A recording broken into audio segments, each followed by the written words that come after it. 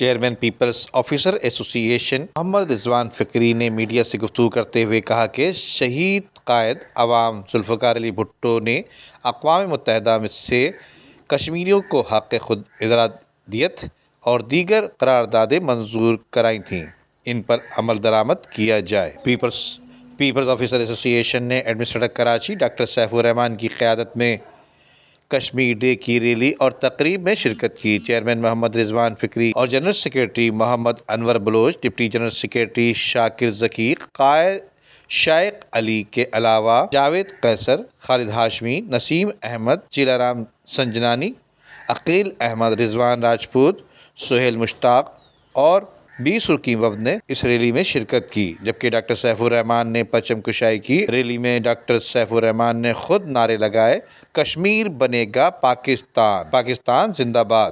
Peoples officers ایسوسی ایشن کے رہنماؤں کی بھی زبردست نعرے بازی، جبکہ ریلی بلدیہ عظمیٰ کراچی کے صدر دفتر سے مزار قائد کی طرف رواں دواں ہوئی۔ اس حوالے سے چیئرمین پیپلز آفیسر ایسوسی ایشن کے محمد رضوان فکری نے کہا کہ قائد اعظم محمد علی جناح کے خوابوں کو حقیقت بنائیں گے اور شہید قائد عوام ذوالفقار علی بھٹو نے اقوام متحدہ سے کشمیریوں کو حق خود ارادیت اور دیگر قراردادیں منظور کرائی تھیں، ان پر عمل درآمد کیا جائے، جبکہ اس حوالے سے محترمہ بے نظیر بھٹو بھی لڑتی رہی ہیں اور چیئرمین بلاول بھٹو نے بھی اس پر جس طرح سے آواز اٹھائی، تاریخ میں اتنی جرأت مندانہ گفتگو کی مثال نہیں ملتی۔ اس موقع پر تمام کشمیریوں کو زبردست الفاظوں میں خراج تحسین پیش کیا گیا اور شہداء کے لیے فاتحہ خوانی بھی کی گئی۔ کیمرہ مین ٹیم کے ساتھ ندیم صدیقی، میٹرو 7 پاکستان۔